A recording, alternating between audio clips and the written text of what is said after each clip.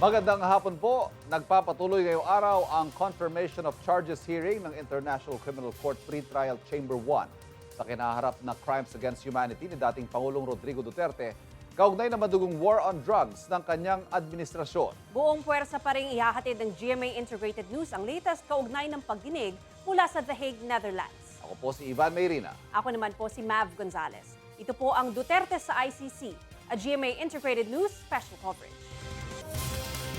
Ikalawang araw na nga po ng confirmation of charges hearing sa ICC at inaasahan magpapatuloy mamaya ang paglalatag ng prosekusyon ng kanilang argumento at mga ebidensya. Nakatakdaring magpresenta ngayong araw ang common legal representatives ng mga biktima. Ang crimes against humanity na kinakaharap ngayon ni dating Pangulong Duterte sa ICC ay nagugat sa libo-libong pagpatay sa kasagsagan ng kampanya kontra droga noong siya ay Pangulo. Batay sa datos na nakalap ng GMA Integrated News Research mula sa PNP, 7,640 ang mga napatay na sospek sa mga police operation kontra droga mula July 1, 2016 hanggang June 30, 2022.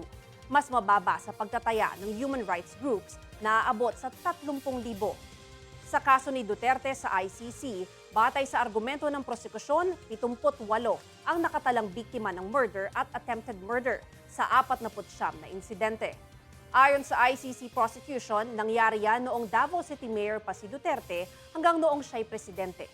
Gayunman, idiniin din ng prosekusyon na ang bilang na ito ay yung mga insidenteng pinagbasehan ng charges laban sa dating Pangulo at hindi ang kabuuang bilang ng mga biktima ng anti-drug campaign. 5 sa mga biktimang kasama sa listahan ng ICC prosecution ang isinapubliko ang pangalan. Kabilang ang nooy 17 years old na si Kian Lloyd de los Santos na napatay sa drug war operation noong 2017. Si Osame City Mayor Reynaldo Parohinog na napatay sa raid sa kanyang bahay kasama ng kanyang asawa, 2 kapatid at 11 iba pa. Dating Albuera Leyte Mayor Rolando Espinosa at Raul Yap na nooy nakakulong pero hinainan pa rin sila ng search warrant kung saan umano sila nanlaban kaya napatay. Kasama rin sa listahan ang sibilyang umani gumagamit ng droga na si Benjamin Vista.